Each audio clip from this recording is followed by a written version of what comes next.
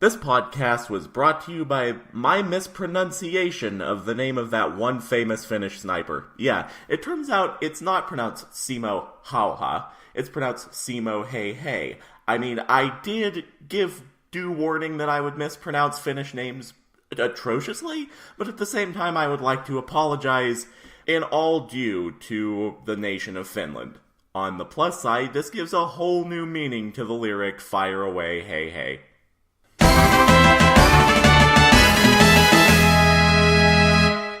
Hello, and welcome to Monkey Broadcast, a monthly review discussion show with me, the Jonin Monkey.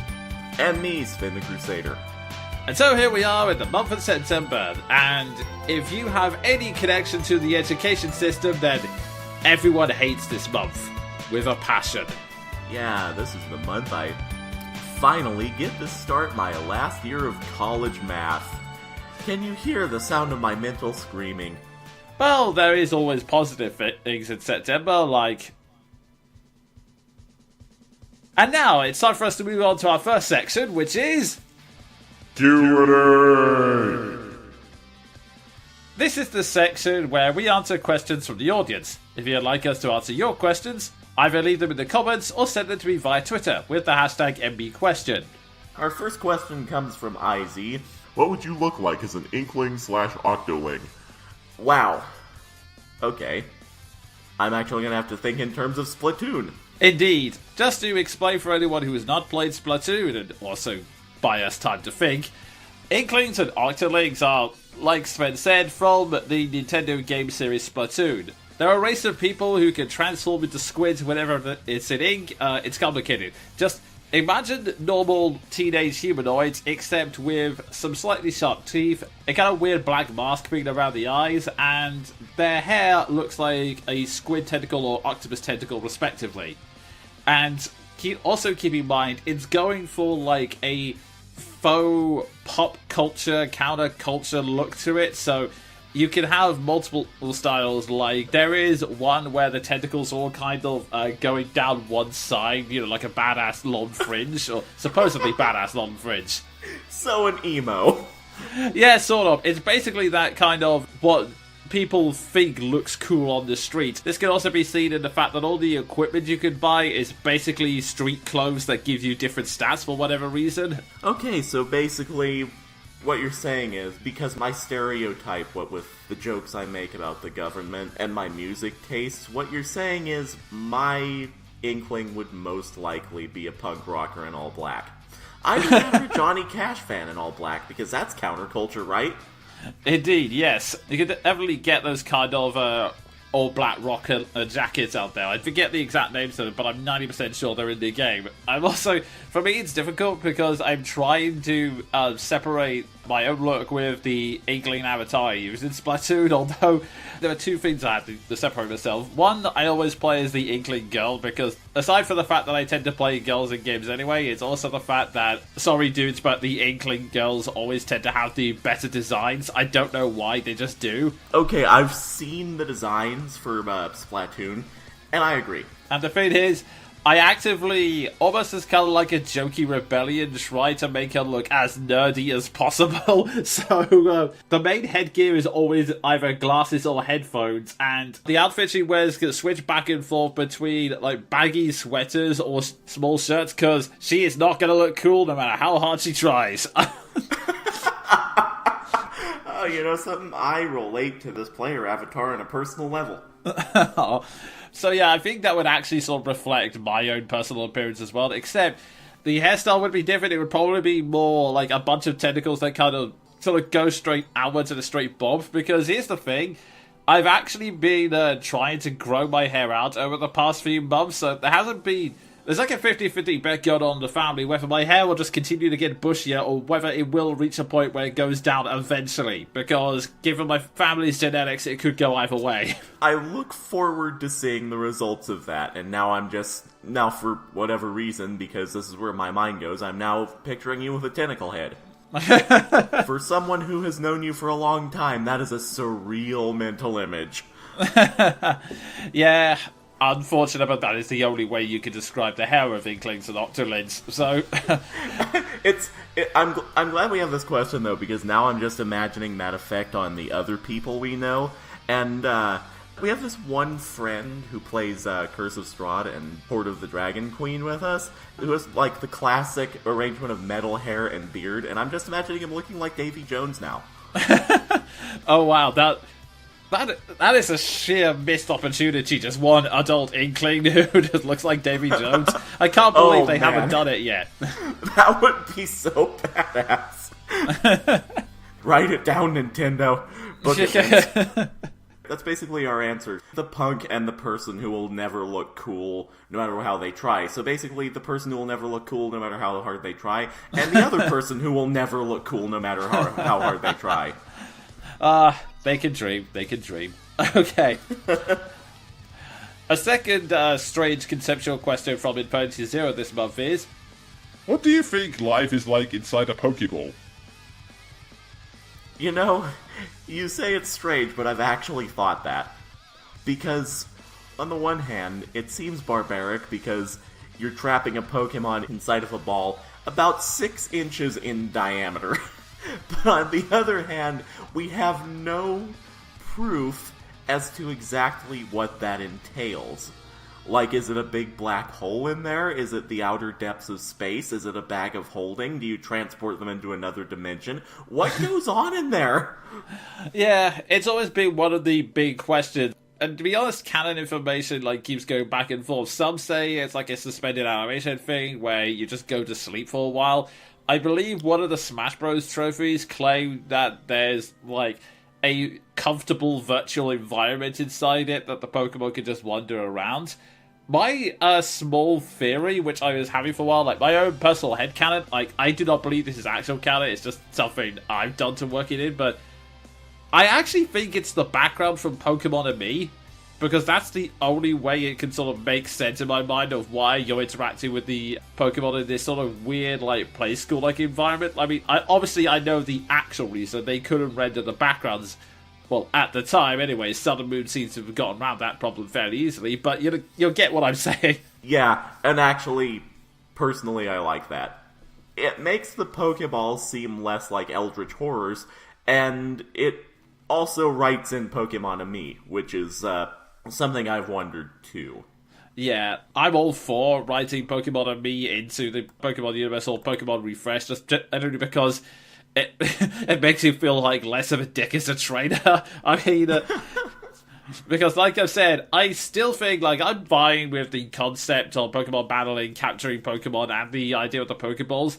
It's the Pokemon PC aspect I've always found a little creepy. They've only just managed to make it better in Pokemon Sun and Moon by saying, oh, all the Pokemon on the PC go to this faraway island. But that's the only time in the games they've ever acknowledged, oh yeah, the PC Pokemon do go to a happy place. They don't just go to the Matrix and stay there forever.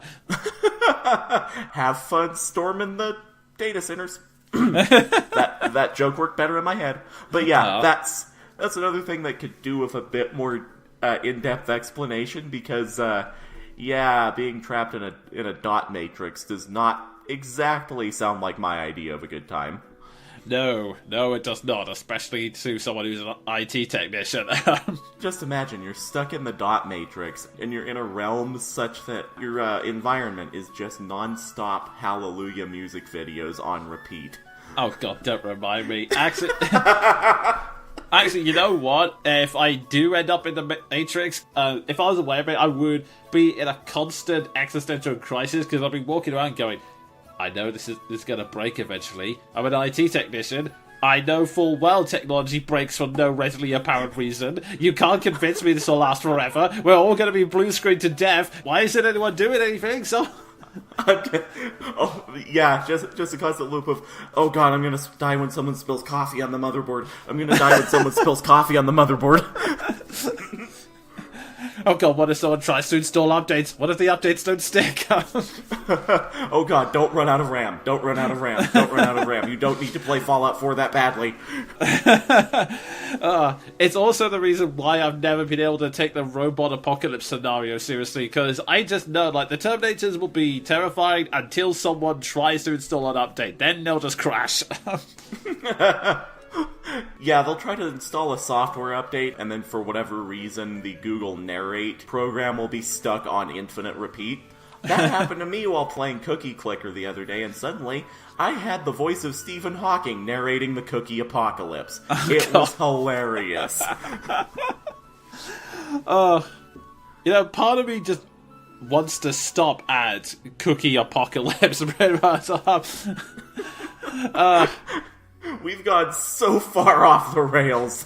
Yeah, we need to get back to the show. So, our next question comes from McDuck.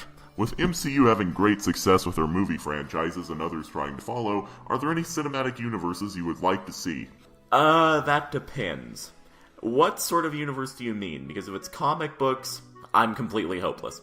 But if it's, other universes, well, live-action Fire Emblem would be hysterically funny.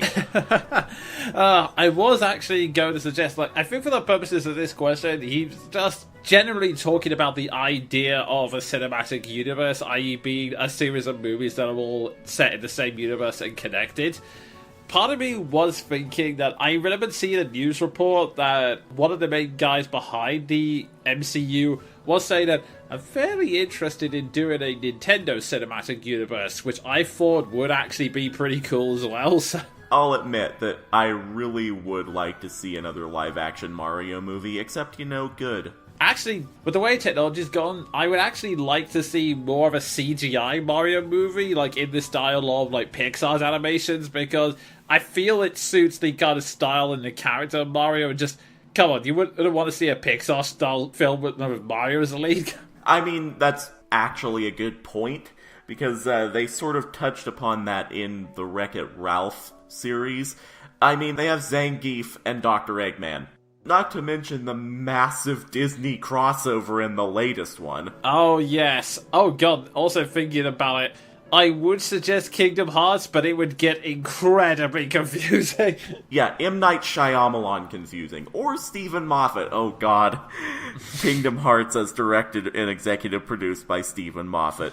Oh, God, that would just be a complete nightmare. Like, that would be like a Gordian knot of interchangeable plot points that you could not understand. It would be like playing a switchboard with plot threads.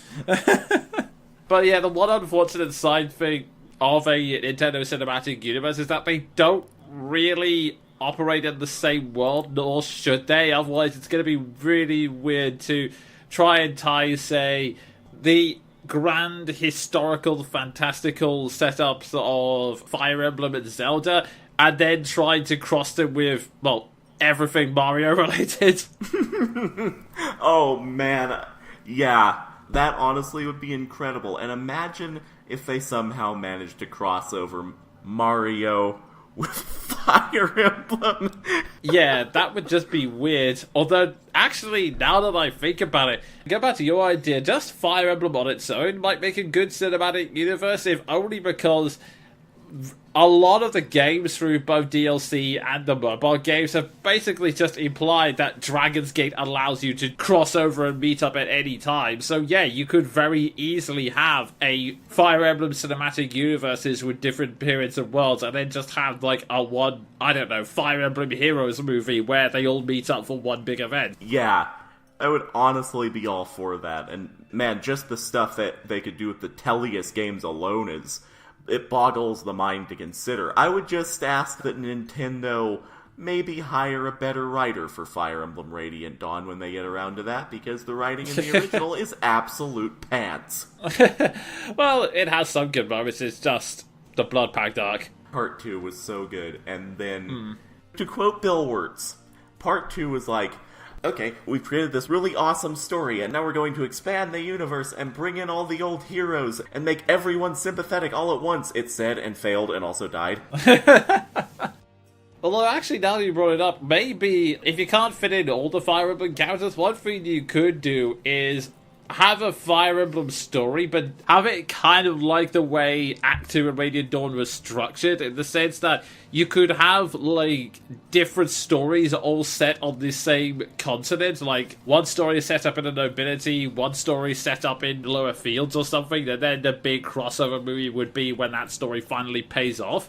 That's a super appealing idea, actually. I mean, the difficulty would be if you have completely new characters, it would be hard to bring people in, which I suppose is kind of the point of a cinematic universe, I suppose. I don't know. Honestly, the only other two things I could think of, and unfortunately would never work due to money. The first off would be Hasbro, as in the idea that you'd be crossing over Transformers, G.I. Joe and alike, but, oh god, and My Little Pony. Oh god, we could legitimately get Starscream versus Rainbow Dash. Oh, the one downside of all of that is that you would have a choice. You would either have to get rid of the Michael Bay Transformers, or you would have to incorporate it as part of the cinematic universe. And, well, in option one, they would never do that because, unfortunately, and in ways that completely baffle me, Michael Bay still makes all the money. And second, the second option, you would have to use Michael Bay's Transformers as the basis of a cinematic universe. And let's be honest, the DC movies have been trying to recover from their mistake of having Zack Snyder be the foundation of the DC universe. Yeah. I would honestly argue that it would probably have been even worse if they had kept Christopher Nolan on as the cornerstone, but yeah. Here's a thought for you. Mario, directed by Zack Snyder. Oh god! No! No!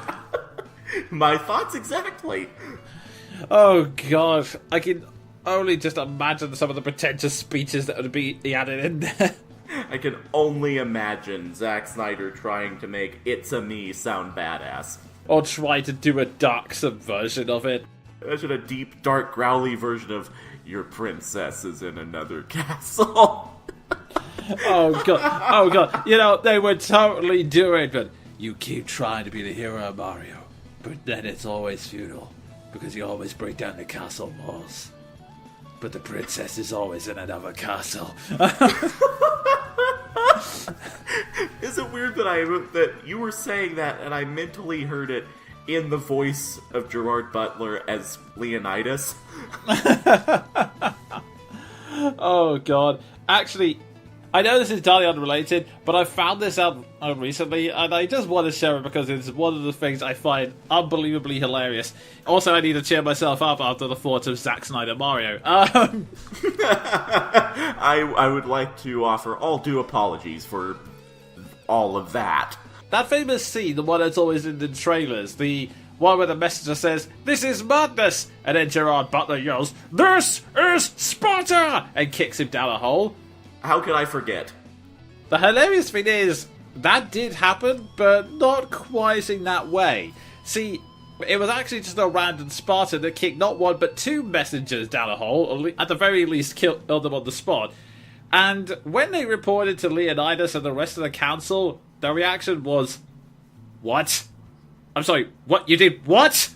Because it turns out that the whole "don't shoot the messenger" thing, back in the times of ancient Greece, that was not only considered good advice, it was also considered like big superstition. Like, if you kill the messenger, you're essentially earning the wrath of the gods. Yeah, I think it had something to do with pissing off Hermes. Yeah, so they were going this, oh dear, we've just pissed off the gods, and, oh, what, they're sending a huge army after us? Well, I guess we had it coming. And then one of the soldiers gets an idea of, hey, what if two of us went over there as messengers and offered to sacrifice ourselves and be killed by the Persian emperor as recompense? So they began this miniature contest with all of the Spartan armies making a case for why they should be the ones to go and sacrifice themselves.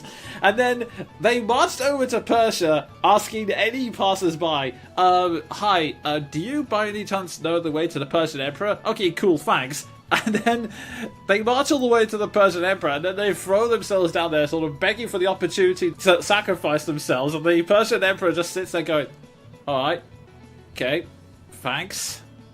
Could you go away now, please? So basically, the lead up to the Battle of Thermopylae was a lot more awkward than Zack Snyder wants you to think it was. Basically, yes. Also, this just in, Spartans were not actually idiots. Just that one guard. Yeah. Also, this just in, that one scene where they joke about Athenians being boy lovers is completely dumb when you realize that the Spartan military actually enforced homosexuality amongst its ranks. But anyway. Yeah, essentially, way to ignore history for the sake of trying to be hard, Zack. Well, in fairness, it's a combination of Zack Snyder and Frank Miller. But anyway. Okay, fair. I mean, if Zack Snyder is the cinematic godfather of Edge, Frank Miller is the granddaddy of Edge. Indeed. But to get back on topic, the other idea I was thinking of would be Shonen Jump, just for the insanity of a Dragon Ball Z movie crossing over with a One Piece movie. Oh, God! Oh, man, and the singularity of bad writing that would ensue from a Naruto crossover with Bleach. Yep. And on top of that, if you add some of the recent entries like My Hero Academia, World Trigger, when it comes out of hiatus, or Hunter x Hunter, again, when that comes out of hiatus. Sad face. Even worse, if you started throwing in some of the random series, because it's not just action series on Shonen Jump, it's also some romantic comedies like Nisekoi and We Never Learn, and then on top of that you got these sports dramas like the most recent one was Robo Cross Laser, which is a golf anime. Okay, I'm just imagining this, and the worst idea came to me. The crossover leading to the hero of Food Wars serving the main protagonists of the big shonen manga. Oh god. Oh god. Damn it, Sven. Okay, the crossover idea is brilliant, but then you the thing is, I can totally imagine Soma just trying to serve up food to one of the villains. The problem is, I then imagined him doing this to a Dragon Ball Z villain, and then I had an image of Frieza orgasming, and that's an image I do not want in my head ever again, Sven. Hey, just imagine it in the voice of Little Karibo. That makes it all the better. It does not! It seriously does not!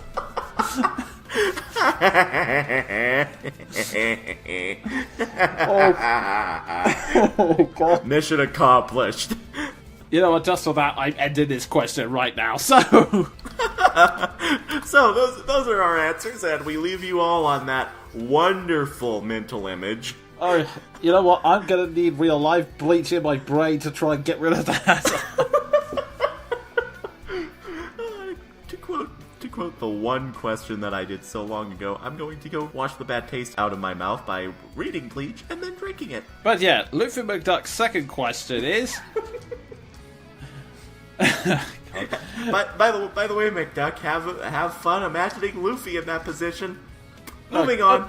No, that doesn't help because he has confirmed that every part of Luffy's body can stretch. But anyway,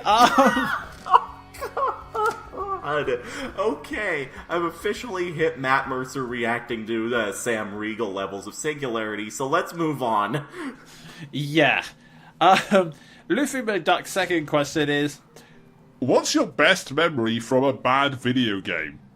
Oh, that's a good question. Because the thing is, I try my best to forget bad video games. I mean, I guess we could include Fire Emblem Sacred Stones, but that was just more mediocre. Honestly, when I first read this question from Luffy McDuck, I was actually trying to narrow it down because there are plenty of bad video games that I enjoy playing just because of how bad they are. But since we're looking for a best memory, one that comes to mind is one that at the time was incredibly frustrating, but looking back on it, I just laugh at how ridiculous it all was. See, I was going to record a review of Shadow the Hedgehog, and as part of that, I was trying to get one particular voice line that occurs during the final boss. This voice line is important because, for some bizarre reason, the one question that everyone actually wanted to hear from Shadow the Hedgehog, i.e., how the hell did Shadow survive after falling from re-entry? Oh yeah, good question. That they didn't decide to answer in the main game, where it would have mattered. No, they decided to answer that during the final boss, as a line of dialogue given by Eggman. And the explanation itself is so lazy it's hilarious. It's basically Eggman calls Shadow over the radio and saying, we might not have much time to speak, so yeah, Shadow, you are the real one, you're not an android. The reason I know this is because I had my robots rescue you when you were falling from re-entry. To me... Wow. Yeah, what I love about it is twofold. One is the lazy explanation of, oh yeah, Eggman did it. But it's also this, it always comes with this mental image in my head because of, Eggman didn't find out that Shadow had died until after the battle. It happens during the ending of Sonic Adventure 2, where everyone's just standing around quietly contemplating what's happened to them. And the only way I can figure that working is this scene that's always played in my head. And I'm actually glad I get the opportunity to voice it here, because I don't know if the Shadow the Hedgehog review is ever going to happen. But I just love this mental image that the only way you could fit it in canon is to just slightly alter Eggman's ending speech. As a child, I looked up to my grandfather because of all the great things he accomplished in his life. He was my hero, and I wanted to be a great scientist like him. All units converge a coordinates 2.53, collect the fallen hedgehogs, return them to supply base D, and await further instructions. But did he really mean to destroy us? God. All that speech makes me think is the absurdity of a Sonic cinematic universe. Because, oh god, it's so cheesy it would suit a cinematic universe. Oh Why, god, yeah. though? Yeah, but this is the thing, it's not that bad plot point alone, it's just that to get that line, you have to reach a certain time trigger within the boss. Now, my average runtime just fighting the boss on its own is about roughly 3 minutes, 5 minutes if I'm being kind of slow or missing really obvious targets or the game hasn't gone my way. The trigger time to hear that line, which gives away important story context and answers a question that fans have actually been clamoring to know, is 10 minutes, which is already ridiculously long, but it's a form of where Shadow is in super mode. And for those of you who don't know, when you transform into Super Sonic, or in this case Super Shadow, you are running on a timer based on how many rings you collect. You can always collect rings to restore the timer, but it's always ticking down. So, in order to get this one line for the recording so that I could use it in the video, I had to essentially drag out a boss fight for double its length, whilst at the same time desperately trying to collect rings to continuously reset another counter that would have killed me. And I actually died once or twice because I failed to do it. And the one time I did get it, it was one of those cases where the counter was going so low that I had to get the first part of the sentence, the bit that provided the exposition, and then desperately hammer the attack button so that in order to kill the final boss, because I was literally on 5 rings, which meant 5 seconds until death. And I was like, okay, you know what, I need to finish this. I'm not doing this for another 10 goddamn minutes. I don't blame you. Who would want to subject themselves to any more of that game than necessary? It was just so hilariously massive workarounds I had to do, and the fact that it made that boss battle a hell of a lot more tense than it already is, all to get one line for a review, which I ended up deciding not to do because, I may be changing the direction of VGT soon. Oh man. Yeah, suddenly for your sake, I find myself wishing that there was a skip the entire game glitch in Shadow the Hedgehog, too. Unfortunately, due to the way the game's structured, that never works. I've rambled on long enough. Sven, do you have any memories of a bad game? I mean, it's so tough to say because a bad game, the definition of one is just so completely objective, unless it's a tremendously bad game, of which I've been lucky enough to play very few of. I can say that I have super fond memories of mediocre games, like Fire Emblem The Sacred Stones. I still love the supports in that. And I mean the supporting cast. And I do like Erica, even though her brother is a complete moron. I mean, there's Heavenly Sword, which is just basically a generic God of War clone with a hilariously bad plot. But I have such fond memories of shooting things with that damn crossbow that I can't hate it. It really comes down to just a collection of super mediocre games that I just remember very fondly. The ones exceptionally awful the two exceptionally awful games I played, The Walking Dead Season 2, which we don't talk about, and Shining Force Neo, which is a punchline. I really have no legitimately good memories of either, unless you count laughing at the voice acting in Shining Force Neo, because oh my dear sweet god. Now fear my Arctic Blast. Hot stuff coming your way. I don't know why anyone thought that was a good attack line, but someone did. But then again, someone also thought that hiring a traveling band of children's puppeteers as the voice cast was a good idea. Oh god. In fairness, that kind of phrase, it might work if you had a character like, say, Zelos. I really wish I could remember the name of his voice actor offhand. I do, Shiloh Strong. Thank you. I can easily imagine someone like Shiloh Strong performing that in a way that makes it charming, but yeah, just saying, hard stuff coming through, that's just, yeah. Yeah, you'd need Shiloh Strong, or ideally Sam Riegel, because he would make it hysterically funny. Because he's Sam Riegel, and any line that might be construed as a euphemism, he's your man.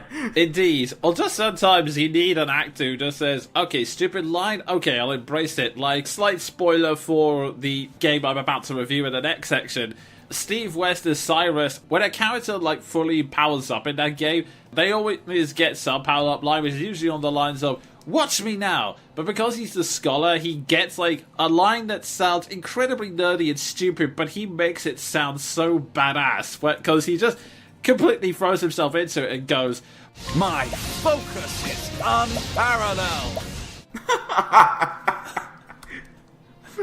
Oh man, yeah, you have to have an actor that makes a line legitimately good, or one that makes it legitimately good by embracing the stupidity of it. Like, Raul Julia and the entire Street Fighter movie.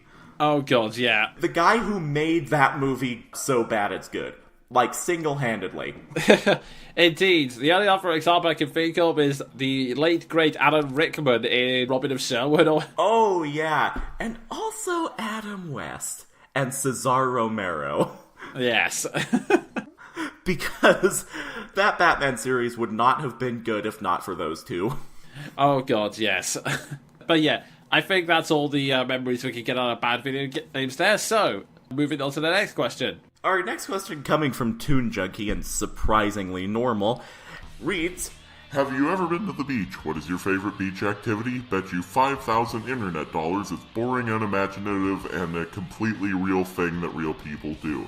Actually, Toon Junkie, I can extra torpedo your question by saying no. I have never been to the beach. I live in a landlocked state. In the desert. I actually have the opposite extreme, where not only have I been to the beach, I'm in a strange location where I'm pretty much 5 to 10 minutes away from multiple beaches. And it actually got to the stage where, I'm not kidding, throughout my teenage years, going to the beach was considered a massive chore. Like, oh, I don't want to go to the beach, I want to stay inside of my computer. Yeah, and meanwhile, I'm in such the polar opposite that I have no interest in ever being there, because, I've lived in a desert for so long, I don't get the appeal. There's one body of water, one major body of water in the entire state of Wales. But yeah, in my case, I can actually torpedo Toon Junkie's question from another angle, because I don't usually do the other beach activities because I find the whole act of sunbathing just completely boring and pointless. So I end up doing either one or two things. A, rock climbing in any spot I can find, sometimes imitating parkour. But the second is, when I do take a dip into the sea, I never swim because, again, I find that a little bit boring if you come all this way and there's, like, waves there. So this is gonna sound so dorky, but I end up trying to fight the waves, which ends up going one or two ways. One, attempting to shoryuken it, or two... or two, try to use the combination of weakened gravity in water and the fact that waves pull you up to try and imitate luchador moves. Oh my god. Your answer to this question is everything I hoped it would be. And may I just add that now I'm just imagining doing this in the stupid style of a needlessly cool narrator. While everyone else was swimming, he was using his time on the beach to become the greatest wrestler there was. Oh god, that would totally be a plot of a dumb luchador movie. It would be! Starring you! Oh god. No. It would originally be meant for me, but then would be given over to someone like Jack Black or James Corden. But anyway. Oh man, I'm not joking when I say what the world legitimately needs is more Jack Black luchador movies. Oh, god, but yeah. And the last question of the month is also from Toon Junkie, as is tradition. And some of you may have heard this question before. You find yourself in front of two doors. One leads to fortune, the other death. Each door has only one guard. One guard can only speak the truth, the other can only lie. You do not know which guard is which, nor do you know which door is the one you want. What one question can you ask to which guards to guarantee your access to the fortune? Okay, let me unpack this question. It is a classic riddle, one I've actually seen played out multiple times in fiction, to the point where I actually do know what the genuine answer is. Okay, so because you know the answer, I'll just give mine to sort of play into Toon Junkie's expectations and say, screw it, I don't do riddles. I'm gonna go steal some gold coins from a dragon. Yeah, that would be fair enough. The legitimate answer to this riddle is that you're supposed to go up to either guard and say, if you were your brother, which would you say is the correct door? And you would go the opposite, because if the guard you picked is telling the truth, then he's pretending to be the brother that lies, so he would say, it's this door. And the guy who lies, well, he can always lie, so he would say, it's the same door, therefore you could go in the opposite. Wow. My brain. That's the supposed answer to this riddle, but honestly, I found it more amusing when writers often try to break it for the sake of comedy. In one series, The 12 Kingdom, their answer to this riddle was grabbing the guy who was telling the riddle, throwing them into the door, and as it turned out, that was the one that led to danger, so you could just hear him screaming, "Ah!" Which confirmed, okay, it's not that door. The other ones I've seen have basically been around exploiting the fact that one of the guards can only lie. So it's either getting the guard to explain the premise. No, in fact, there are 16 doors. 2 lead to the city, 8 lead to one another. 1 is made of marmalade. Stop it! He can see how many doors there are, you idiots. Now he knows you two both lie at least sometimes, so I must always tell the truth. Oh, really? Well, which door leads to the city? Oh, bloody hell, that one. Right. You can also break that by, I really wish I could remember the name of the movie, but one person breaks it by asking the guard, are you a bullfrog? Which, the guy's trying to ask the legitimate answer, and he says, well, if the guy says he's a bullfrog, that means he's the one that's lying, right? Wow, that's a clever way of doing it. So, yeah, another variation of that would essentially be exploiting that by asking the guard to point out which is their door and then explain the premise. So basically just completely deconstructing the entire riddle. Basically, yes. I like that. Also, now, for whatever reason, I'm just imagining the bullfrog situation and then just walking away singing Jeremiah was a bullfrog. as you leave through the correct door because he's just given himself away. Oh, just as that final insult. Walks away singing Jeremiah was a bullfrog into wealth and glory in the sunset. Now we've ended this like a Toon Junkie question. And just to steal part of the joke from the John Finnemore sketch, I can imagine the guys that eyes yelling after you, I really like you! There we go. The joke is complete. Indeed, yes. Thank you, everyone, for sending in your questions, because, wow, we've really gone all over the board with this one. Yeah, we've had a good variety today. And yes, if you've been listening to this, please feel free to send in any questions your way. As I think we've made abundantly clear, we all answer any question, no matter how silly or completely nonsensical it is. Yeah, honestly, we're not picky. We accept any manner of insanity. But now, it's time for us to move on to the next section, which is... Reviews! This is the section where the two of us review something we've read, watched, or played this month. Although, I suspect Sven has tried to get that one review he's been promising absolutely perfect, so no review from him this time. Yeah, it's mostly just a matter of figuring out exactly what I want to say about the thing. So, it'll probably be out around the same time that Season 2 of the TV adaptation is done, which should be sometime in October. Okay, fair enough. But in the meantime, that gives me plenty of time to talk about an RPG that I got for my birthday, and I only finished about, I want to say, maybe a couple of weeks ago, so it's been consuming my life for somewhat 2 months. And that is Octopath Traveller for the Nintendo Switch, which has plenty of games. I don't know why people keep saying it doesn't, because I've literally been playing nothing else but that console for the past few months. Not bitter at all, but anyway. People will find ways to complain about anything. Yeah, putting that completely separate topic aside for a moment, Octopath Traveller, which was released by Square Enix and is a throwback to some of the glory days of JRPGs, or at the very least Square Enix style RPGs, which totally makes sense as many of its development team also worked on Bravery Default, aka the other JRPG throwback that Square Enix did a while back. Yes. I haven't played it, but I've heard good things about it. And also, for just a second, I got it confused with Radiant Historia, which is an entirely different game I know best for being scored by the same person responsible for the soundtrack of Kingdom Hearts, and that really awesome theme, The Edge of Green, which was used in Death Battle. Anyway. Yeah, and it's also been an RPG that I've had people recommending to me. It is also...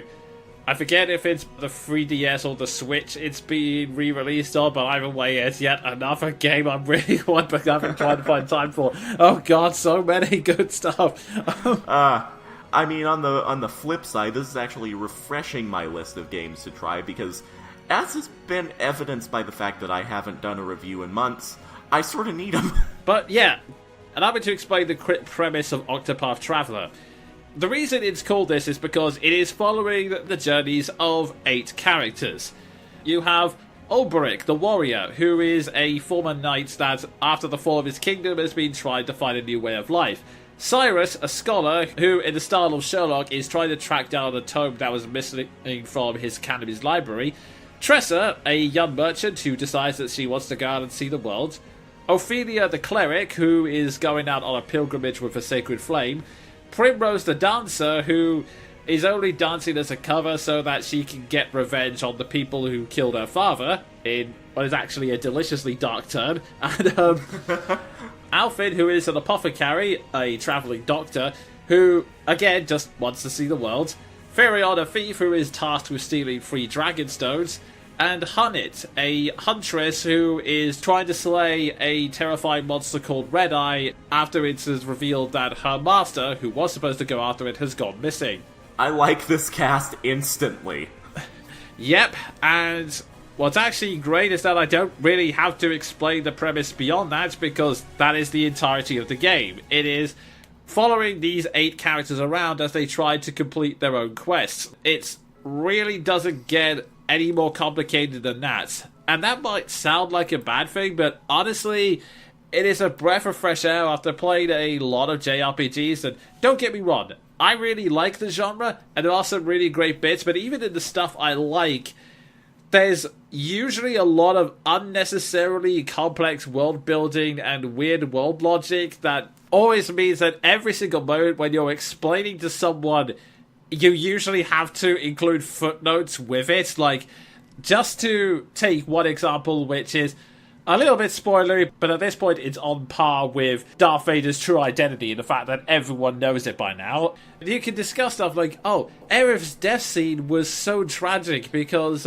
she was killed when trying to save the world. And I say she was killed while trying to save the world because basically she was trying to pray to some distant gods that they would activate a white materia so that a magic spell called Holy would then destroy the meteor that was trying to destroy the world. And the only reason she was killed in the first place is because she was killed by a man named Sephiroth, who has a psychic link with Cloud and is thus able to share his memories. So in a weird dreamscape style sequence, Sephiroth was able to figure out that Aerith was trying to stop his plan, so he went there so that he could destroy the world.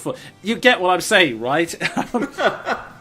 Yeah, I mean, Final Fantasy is notorious for that because there's stories that start off straightforward and then go straight to bat on a sandwich. Yeah, basically. I mean, we were making fun of Kingdom Hearts earlier, but it's really is unnecessarily convoluted to the point where even if you like the series and you want to point out moments that are good and why, when you try to explain the context, you nearly always lose people because they then go, I'm sorry, what?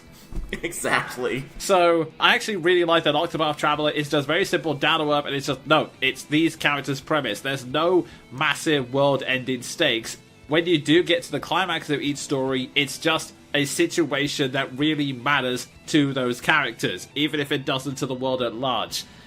And also on a side note, it's also really good for the world building that way, because it does feel like a world in the fact that there are interconnecting threads, but they don't call attention to it. Like, just to give one example, Ulbrich is from a kingdom named Hornburg that fell after a war.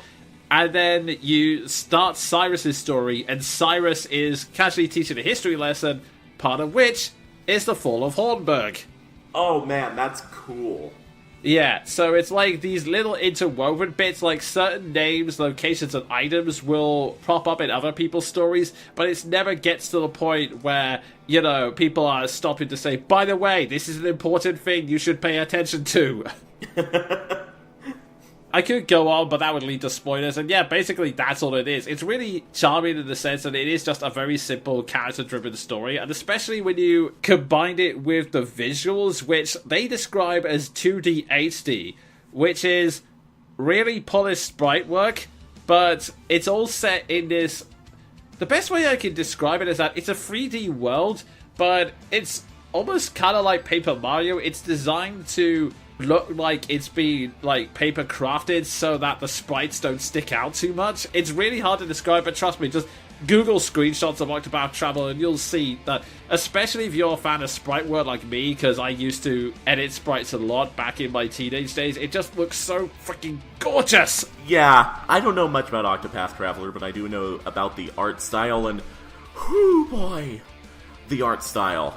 Yeah, you'll see plenty of games that mimic the old Final Fantasy style of just the little big-headed sprite people wandering around locations, but they go above and beyond of this. Like, just wandering around the overworld, it's not just the lighting, although that is amazing. It's stuff like when you enter a snowy field on the way to a path, it's actually like, it's not just a flat plain, like the entire thing has contours and there's hills which goes up and down, so even though it is essentially just a straight line to the town, it does make you actually feel like you're in the middle of the wilderness, climbing up and down over these snow hills in order to find your location. It just, oh, it's so good. And it's also inspired me to pick up spriting again as well, as Sven can attest to when I started making Octopath Traveller style sprites of D&D characters. Yeah, and let me just add, they were good. Thank you very much. But it's all very simple, but these are reasons why I do really like the game. And admittedly, some people do criticize the story for, well, not just its simplicity, but the fact that with the story being so focused on these 8 characters, there's not really enough time for them to interact as a party. Like, all of the main story cutscenes are so focused on each guy in each chapter, you don't really get a chance to see them interacting. For me, I don't mind it too much. I mean, for one, from each character's chapter 2 onwards, by the way, I should mention that each character in each chapter can be played in any order you want. The only condition is levels, and the game actively does tell you, okay, I'd recommend you get up to this level before attempting this chapter, which makes it a lot easier, but yeah, from their chapter 2s onwards, you get the option for travel banter, which is essentially like the sketch from Tales of Symphonia, in that it's a brief conversation between 2 or more party members.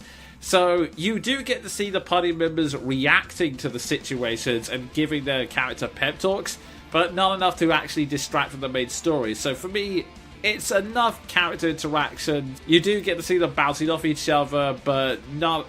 It would have been nice to have actual cutscenes where you hear the 2 characters talking, but honestly, I think it works just enough in order to satisfy me, and I'm willing to accept it given the premise. Literally the only thing that sticks out like a sore thumb for me, because some people say it's a bit immersion breaking when it acts like the character of the chapter is the only one in the room, but yet there's a party of 3 people behind them. But to me, I kind of accept it just because of the premise they were going for. The only thing that is a little bit immersion breaking is Farion himself, mainly just because he's a straight up thief. He's not even like a Robin Hood style guy who I only steal from the rich so I can give to the poor. No. He's just a straight up thief. Like when you first meet him in the town, he is... Okay, the way it works, at the start, you essentially choose who's your main protagonist by deciding which character story you start off with first. And then you go around the world picking up the other 8 members and playing through their origin stories. And in all of the other situations, it makes sense why these passing do-gooders would jump in and help them out when they're all in situations like, oh no, the bandits have kidnapped a young child, or I need to find this monster so I can use its venom to cure a sick child. These evil pirates have stolen goods. Yeah, they're in situations where, okay, yeah, anyone with a decent heart would jump in and help. The situation you find Farion is, yeah, there's this mansion with cool treasure that the barkeeper has told me has loads of traps on. I want to try and break into it. That's literally it. So there is no reason why anyone would help this jackass, and yet you help him regardless. That is literally the one deal breaker, especially when part of his character development is getting over the trust issues he has, which is, yeah, a little bit silly when you realize you're traveling with 7 other people, dude. Come on. Yeah, and essentially all I could think of was, wow, no Zidane Tribal is he. Indeed, yes. Honestly, I forgive him because he does have a lovable bit of snark, and he is voiced by Chris Niosi, and that's honestly a good way to get me to like a character these days. That's fair. And speaking of which, I will also say that the English voice cast is great. Like, you've got some veterans in there, like Ulbrich is played by Patrick Seitz, who, you know, just delivers quality, and especially when it's a dramatic role like this one. And you also got other vets in there, like Christina V as Ophelia and Cindy Robinson as Harnett, especially when Cindy Robinson is always a go-to if you want a kind of gravelly voiced action girl. But what's interesting in this is that Harnett speaks in sort of like a ye olde English Shakespearean style, so it's kind of an interesting twist to see Cindy Robinson like performing with those types of lines, such as "Come, if thou darest." You know? Okay, that appeals to me greatly. Because it's ham. And to give shout-outs to all the other voice actors, you have Greg Schull as Alfred, who I know people are kind of sick of him after he played so many roles in Fire Emblem Heroes, but yeah, he does a really good job here. Primrose is done by Laura Post, who, as far as I can tell, has only ever done side roles up until this point, but does really well with the material given to her, especially since I honestly think Primrose and Ophelia have some of the best stories in the game, personally. That or Ulbrich, but... And also you have great performances by Frida Wolf playing Tressa and Steve West as Cyrus, who he hasn't had much roles in video games, but I really hope he continues, if only for his excellent performance as Cyrus. I mean, again, this is a guy who says with a straight face, My focus is unparalleled. It takes a special kind of talent to make that line sound legit. Indeed. Although, I will also say as well, in a review that we sadly had to abandon, I mentioned that one of my favourite lines from Blaze Blue Cross Tag Battle was Patrick Seitz as Ragnar, essentially in response to his stalker girlfriend suddenly showing up, responding with, "Oh God." Just that wonderful line that just shows I'm really tired of this. But in his performance as Ulbrich, there's one great moment where a villain he's talking to reveals the name of a MacGuffin thereafter, and his response is, "The what of what?" Which is a perfectly normal reaction to that sort of thing. Yeah, honestly, it's a reaction I feel doesn't come up enough in RPGs, frankly.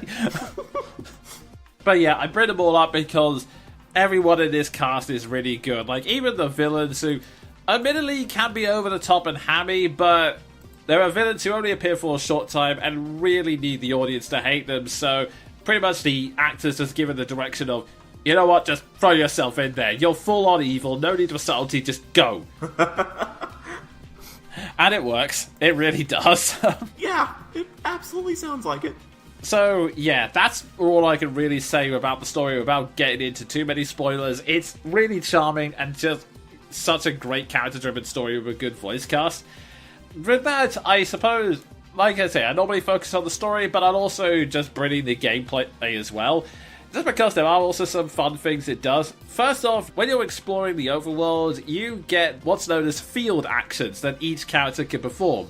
Just to go over them very quickly, Ulbrich and Harnett have the challenge and provoke field actions, which work in slightly different ways, but ultimately have the same goal, which is challenging random NPCs to a mini boss fight, which is it is hilarious, especially when there are some side quests which don't give you any story content, but can provide you with extra rewards, and it's also nice just to occasionally do good things and expand the world. But one of the side quests is, oh no, there's a guy upriver who's overfishing so that the town can't catch any fish.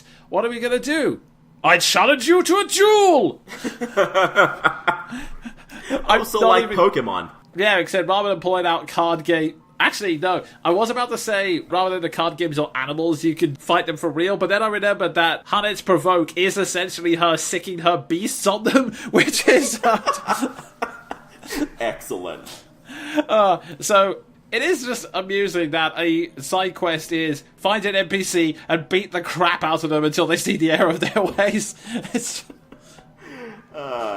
And the fact that you can do this to almost anyone in town as well is just hilarious in itself as well. Yeah, pretty much. I mean, some of them are stronger than others, so you do have to be careful. But yeah, others include Ophelia and Primrose with their guide and allure mechanics, which allow you to have an NPC temporarily join your party as an escort/summon to use, which is, again, hilarious in itself.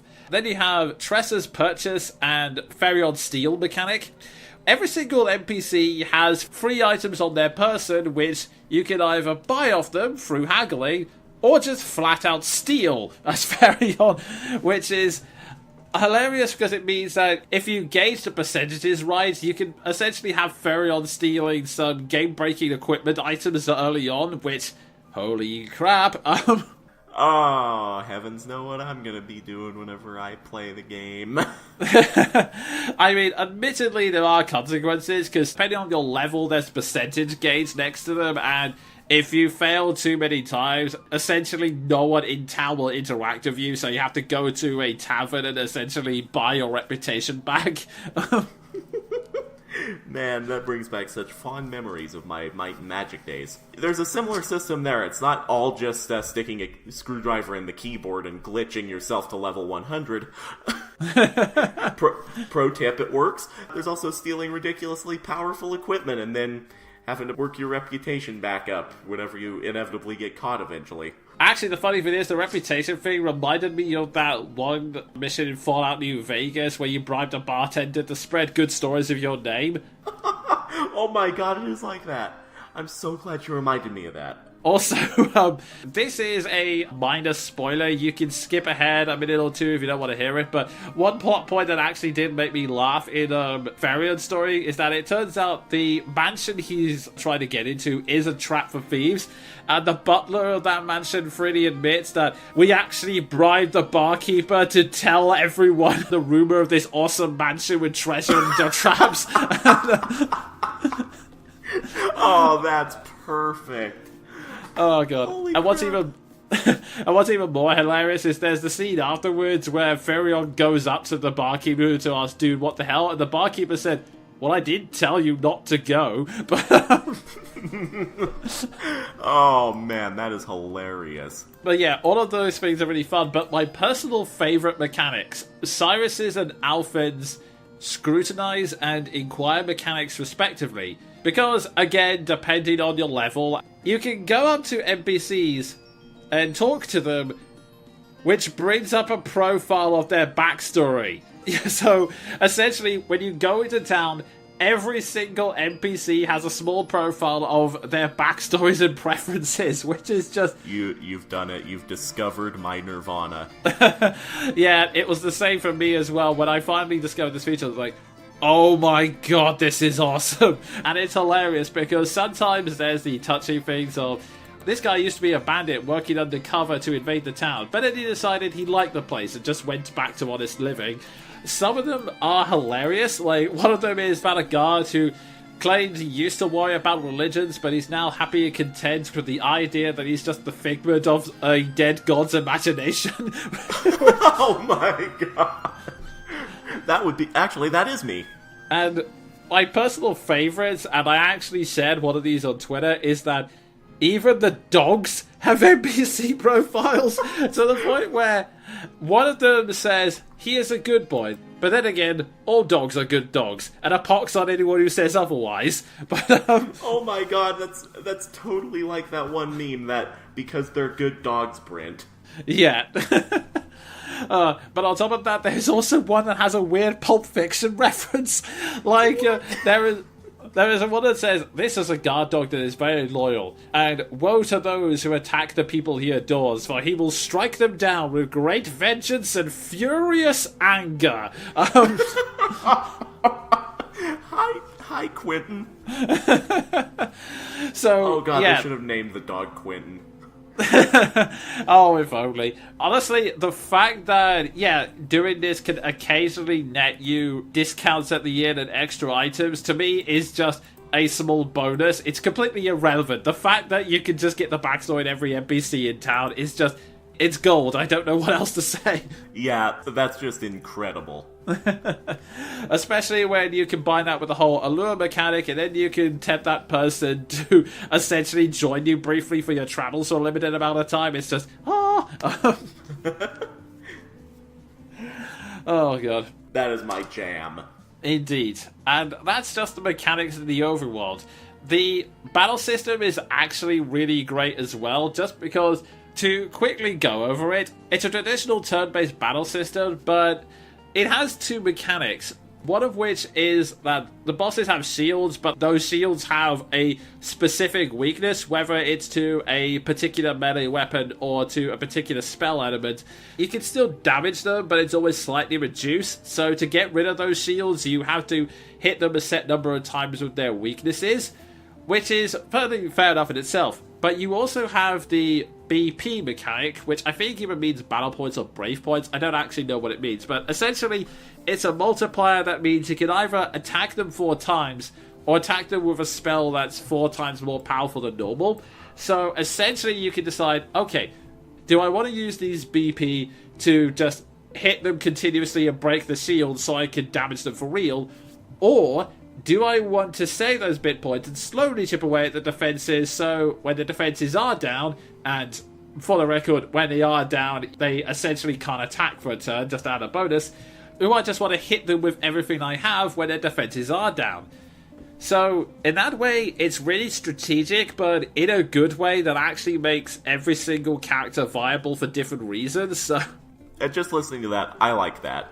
It's also especially great when, especially in later levels, just the stuff you can do is so insane. Like, I have lost a couple of times to bosses, but unlike other games where it's, okay, I need to go back and grind for more experience, in this it's just, okay, I need to adjust my strategy slightly, and once I did develop a strategy that could take them on, that's when everything clicked, and it's just so satisfying when it actually works and it completely trances the bosses. Like, just to give one example, mainly because this is a completely optional boss anyway, in order to unlock the Magi Magnus class, because I should also mention that whilst every character has their main job, like the Scholar, the Cleric, which they can't switch out of, you can eventually go to shrines which unlock the sub-job skill, which essentially means that you can, whilst Ulbrich is a warrior for life, you can give him a sub-job that makes him a combination of the two classes. It essentially works like multi-classing in D&D, where you give them the sub-job so that you can be a warrior, but you also have the abilities of a cleric or a dancer or what have you. Yeah. Which, honestly, is awesome. Indeed, I was ecstatic when I found that out too. But yeah, you can, on top of the other characters' jobs, you can also get these special jobs, but to do that, you have to fight a boss. And in this case, there was this Mage Magnus guy who I kept trying to fight him because I was at the right level, but he was trouncing me every time. I was, in fact, having flashbacks to some of the old school Final Fantasies I played where they would just whip out killer magic attacks that did 3 extremely powerful hits to every single member of the party. But then I came up with a strategy. There is a divine skill which you can get at high levels for a dancer called Siltige's Seduction, which you can apply to any character in your party, and what it does is that when that person is affected by that skill, if they have an ability that normally only affects one target, it instead affects everyone.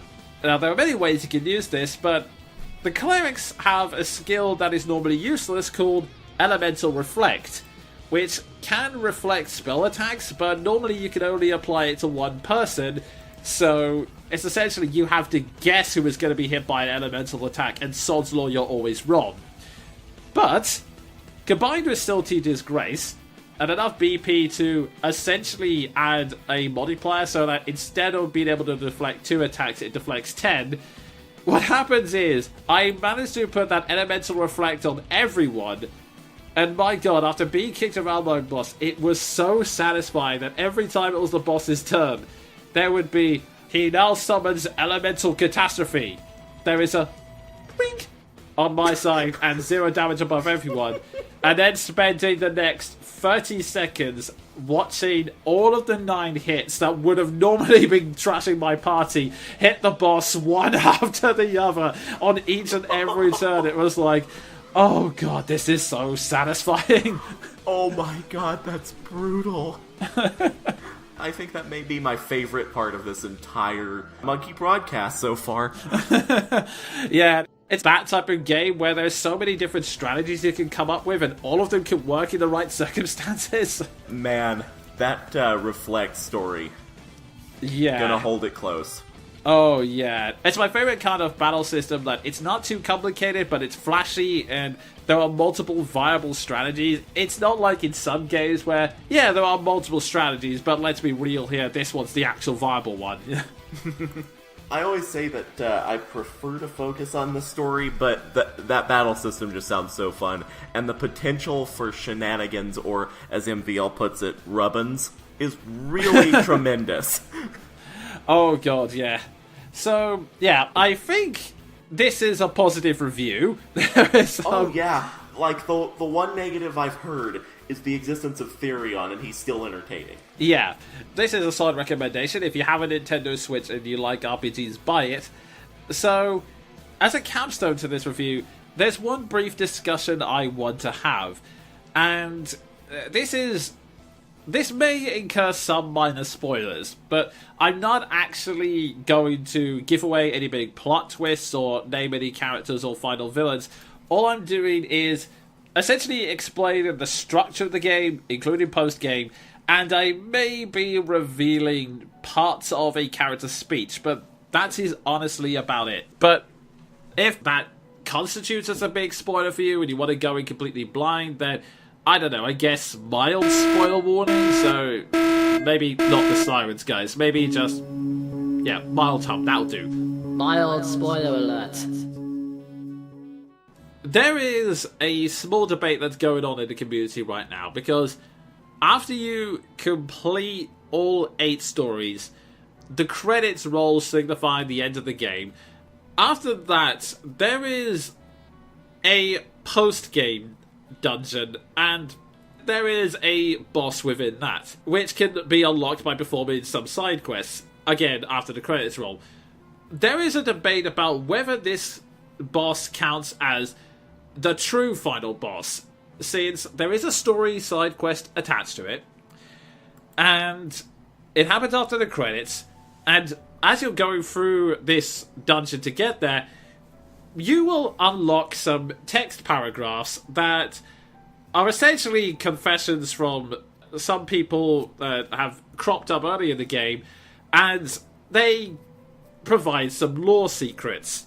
Some people say, oh, this really ties the game together, but not really. I mean, as far as I'm concerned, it just ties up some loose ends. It's just sort of clarification on, alright, this is why the villain chose to go with that particular plan, or this is how this villain got all the money for it, this is the significance of that MacGuffin. You know, small details like that do cross between other stories, but otherwise aren't really that much of a big deal. And it is true that when you go through the final chapter of each character's story, they do add kind of a subtle hint that this boss may exist. So some people have been debating about whether or not that is the true final boss, whether that is the actual ending of the game. And personally, short answer no, long answer no. The joke returns. Yep, actual critical answer, I don't count it for multiple reasons. First off, yes, it does contain some lore. Yes, it is name-dropped, but I honestly think that's more, oh, by the way, there's some stuff you can do after this game is done, as opposed to, oh, by the way, here's the secret boss. Because here's the thing. Yes, it's cool that it drops that extra lore, but it's not that important to the overall story. And also, from what I can tell, there are no major actual story scenes attached to it, like none with voice acting. It's not like an Avengers moment when these 8 heroes have been separate, but now they're coming together. It's more just events are happening, the characters are watching, and then you get involved in battles. As far as I'm concerned, it's just an optional dungeon that has some cool lore stuff in it, especially when, from what I've heard, I've not gotten to this point yet, but from what I've heard, the boss itself is a massive difficulty spike. Pit of 1,000 trials, sudden jump spike, or I'm trying to think of any equivalent in the games we've played of a boss like that. Okay, I know it's to the far extreme, but would Abyssion count? Oh yeah, totally, that would count. Okay, because I know he's optional, but he is a difficulty spike. Yeah, and that's exactly it. It's like this massive difficulty spike that's meant to be one last big challenge for those players who sit and grind through everything until they get to maximum levels. Honestly, to say that it's the final boss, I think, kind of misses the overall point. Like I said before, the subtlety and charm of the game is the fact that it is all about these characters. Yes, there is an optional threat that can come, but that's not the end of the story. It's not the big world-ending threats. It's each of these characters' journeys. That is when the game chooses to roll the credits. Not when the big super final boss comes along, but when all 8 of these character stories are done. And yeah, people bring up, oh, well, Sonic games roll the credits early, and that doesn't discount them. Yeah, but the Sonic final stories are also these ridiculous over-the-top things with voice acting, melodrama, big CGI scenes, which does not happen in Octopath Traveller. But also because, again, the lore is really cool in tying over small details and actually adding 1 or 2 dark elements to some MacGuffins, but, and I have to explain this slowly because there are a lot of people who play video games but don't get this, the lore is not the story. It is so frustrating that I have to explain that to people, because when people say, Five Nights at Freddy's has a great story, no it doesn't. It has a kind of intriguing lore, but when you get down to it, the game's story is bland. It's, you are a security guy who has to deal with killer animatronics and for some reason doesn't quit after night 1. It's like the Chuck E. Cheese creepypasta. Everyone who has read a creepypasta will know the one I'm talking about. That, it's terrifying, it's horrible, but it also relies on the supreme idiocy of that employee staying there.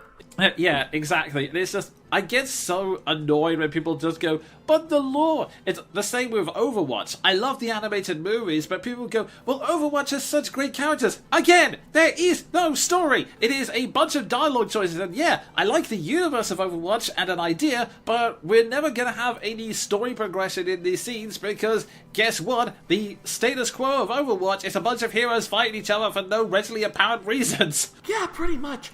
And to use actually an apt comparison, it's like Team Fortress 2. It has a great lore and great background, but the story is pants. And also madness. So it's not just pants, it's the madness of wearing one's pants on one's head.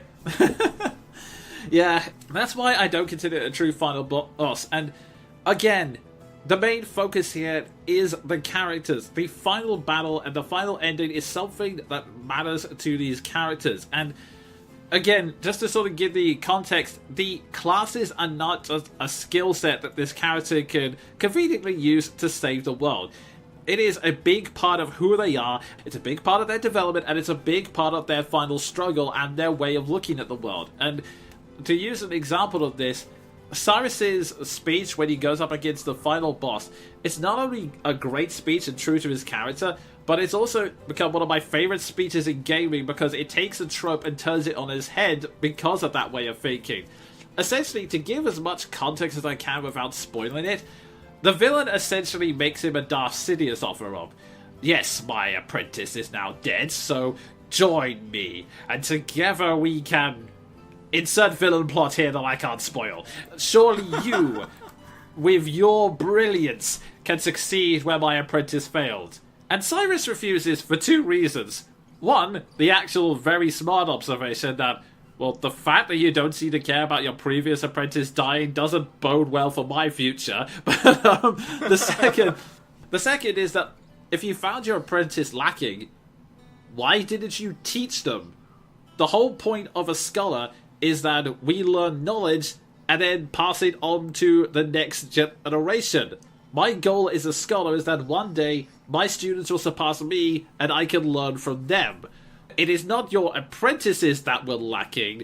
You lack the ability to teach and inspire. Wow. Talk about sassing him. Yep, it's just such a great speech that really signifies that, yeah, Cyrus is not a scholar in name, it defines his entire way of thinking, and it actually, also on a side note, does actually bring up a great point that a lot of the time, a lot of these villains like Darth Sidious, they say they want an apprentice, or they actually want is a lackey. Because I don't think I've ever seen Darth Sidious actually teach anyone anything. Like, I can just imagine these conversations between Darth and Sidious, like, Darth Sidious, you are actually going to teach me how to use the dark side, right? You know, reviving the dead and all that, because, well, I thought that was the whole reason I joined you. Yes, I'll get round to it. Now help me build this Death Star to blow up planets.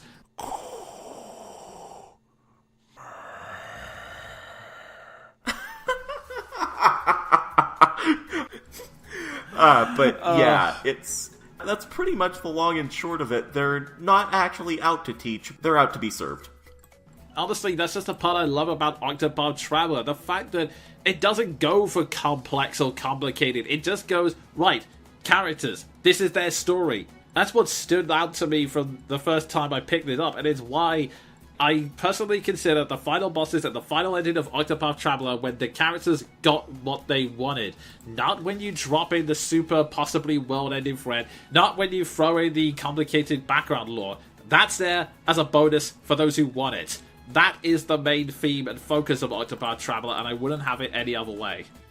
That's an excellent way of putting it. Because really, the difficulty is not the point, the story is the point. That's the thing that I've sort of derived from everything I've heard about Octopath Traveller. It's the journey, not the hair-pulling destination. Indeed, yes. That's definitely the best way to sum it up. So, yeah, once again, this is definitely a positive review. Have I convinced you to buy this game yet? Because you definitely should. And so, we reached the end of our journey and have come to an enlightenment. But there is post-game content. Or to put it another way, Quickfire reviews! Monkey Path Traveller, everyone. that is the sequel. Anyway. Can I just propose Octopath Traveller crossing over with Donkey Kong? Moving on. Oh god, don't tempt me. But this is the section where we review everything else we've read, watched or played, but within the maximum time limit of 60 seconds. Sven, I know you don't have anything for the main reviews, but do you have anything for this? Embarrassingly, I don't.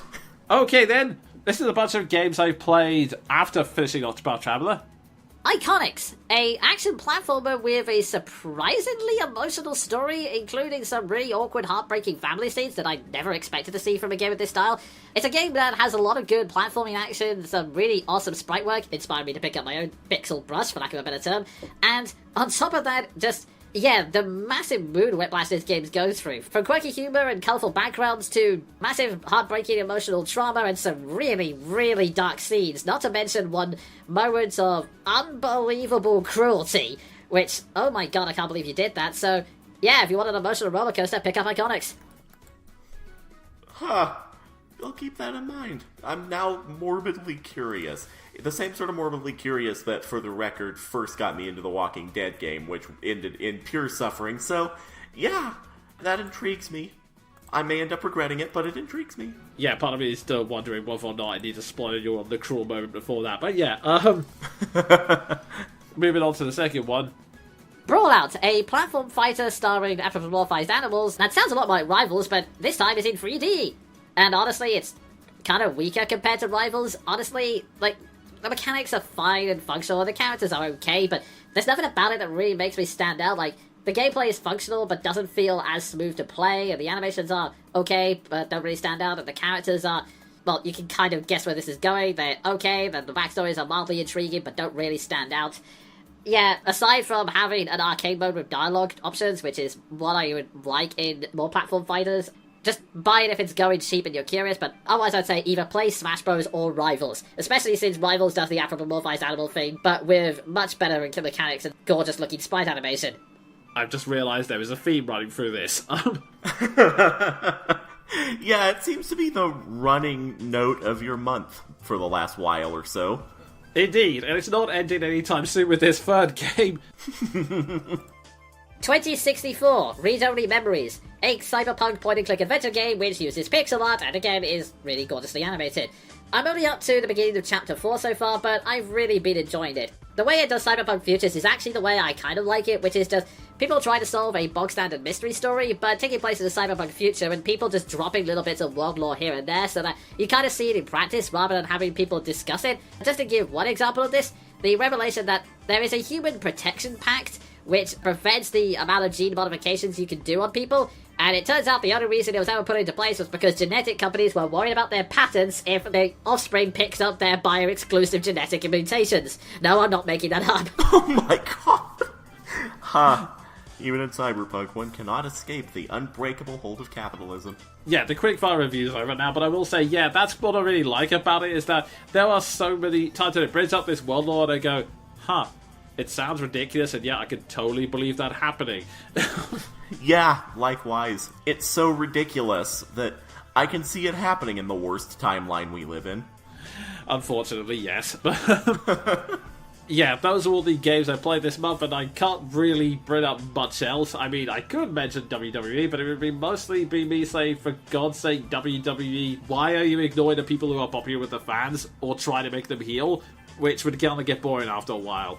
Yeah, all I'll say on that note is, I hope they're not f***ing with us with the whole, teasing Rusev Day getting a shot at the SmackDown titles, because I love the New Day, but their combined title reign as tag team champions, I think, is around 18 years now, so it's time for someone fresh, and the fact that they haven't broken up Rusev Day gives me hope that maybe they'll go there.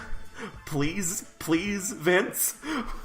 We can only hope, but then again, they'll probably do what they did with Becky, which is that even though they're popular, they will try to make them heel in a way that so hilariously backfires that they had to try and go, yeah, Becky's a tweener now. We totally planned this.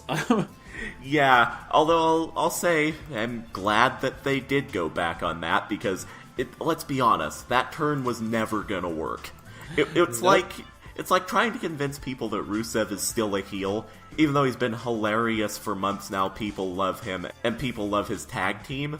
You're not going to be able to make the fans boo someone who people like. Just to interrupt past me, unfortunately, shortly after this, not only did Rusev Day not get the tag team titles, but WWE broke them up, and now one of them's acting like a heel.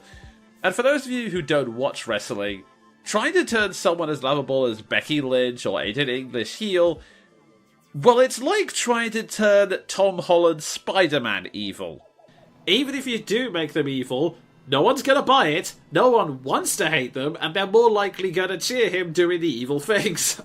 Yeah, or in the worst case scenario, it's like that one time Marvel tried to convince us that Captain America was aligned with the Red Skull, which, no, never. Yeah, that was just, yeah, but I'm glad that plot point went the way it should, which is that of the dodo. Yeah, I think they had to use time travel bollocks in order to try and correct it, but yeah, oh my god. On the phrase time travel bollocks, I think that brings this show to an end. The 3-word summation of Doctor Who. But yes. Although, side note, I'm actually really looking forward to the new series, but yes, Same, though. That brings this show to an end for this month. Thank you for everyone for sending questions and listening. But until next time, I've been the Jonin Monkey. And I've been Sven the Crusader. Watch out for the flying time travel bollocks. Just end the show.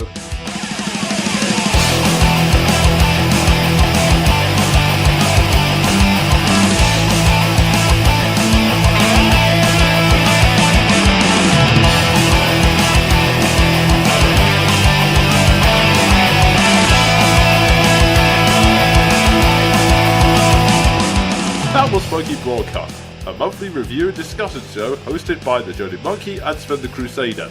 If you feel that you've been the subject of slander or that your copyright has been misused, please PM me and I'll try and get round to fixing it as soon as possible. We also welcome any comments, be it feedback or your own viewpoints on any of the things we've discussed. Until next month, have fun, kids!